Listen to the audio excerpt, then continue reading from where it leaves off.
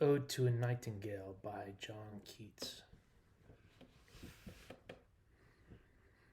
My heart aches, and a drowsy numbness pains my sense, as though of hemlock I had drunk, or emptied some dull opiate to the drams 1 minute past, and leathwards had sunk. 'Tis not through envy of thy happy lot, but being too happy in thy happiness, that thou, light-winged dryad of the trees, in some melodious plot of beechen green and shadows numberless, singest of summer in full-throated ease. Oh, for a draught of vintage that hath been cooled a long age in the deep delved earth, tasting of flora and the country green, dance and Provençal song and sunburnt mirth.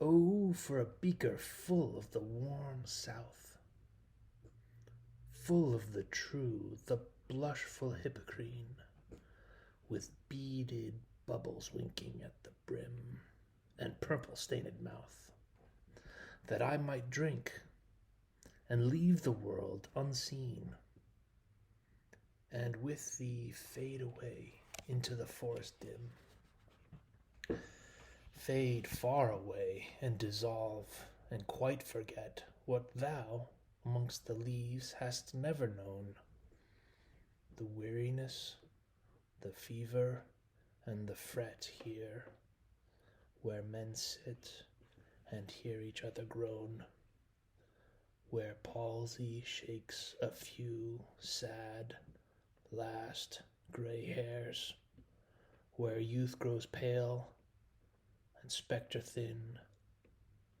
and dies, where but to think is to be full of sorrow and leaden-eyed despairs, where beauty cannot keep her lustrous eyes, or a new love pine at them beyond tomorrow. Away, away, for I will fly to thee, not charioted by Bacchus and his pards, but on the viewless wings of poesy.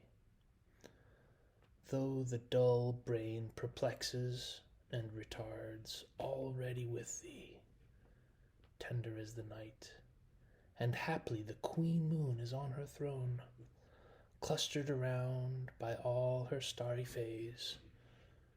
But here there is no light, save what from heaven is with the breezes blown through verdurous glooms and winding mossy ways. I cannot see what flowers are at my feet, nor what soft incense hangs upon the boughs, but in embalmed darkness guess each sweet wherewith the seasonable month endows the grass, the thicket, and the fruit tree wild. White hawthorn and the pastoral eglantine, fast fading violets covered up in leaves, and mid-May's eldest child, the coming musk rose, full of dewy wine, the murmurous haunt of flies on summer eves.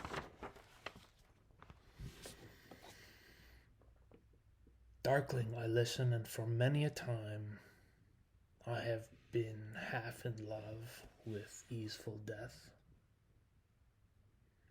called him soft names in many a mused rhyme, to take into the air my quiet breath. Now more than ever seems it rich to die, to cease upon the midnight with no pain, while thou art pouring forth thy soul abroad in such an ecstasy.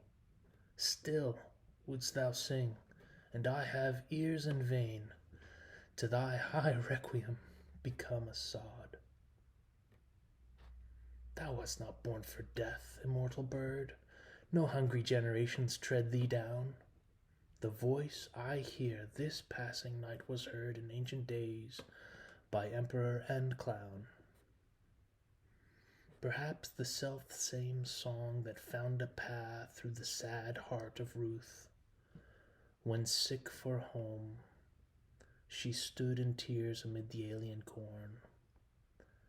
The same that oft times hath charmed magic casements, opening on the foam of perilous seas in fairylands forlorn. Forlorn. The very word is like a bell to toll me back from thee to my soul self. Adieu. The fancy cannot cheat so well as she is famed to do, deceiving elf. Adieu. Adieu. Thy plaintive anthem fades past the near meadows, over the still stream, up the hillside, and now 'tis buried deep in the next valley glades. Was it a vision or a waking dream? Fled is that music. Do I wake or sleep?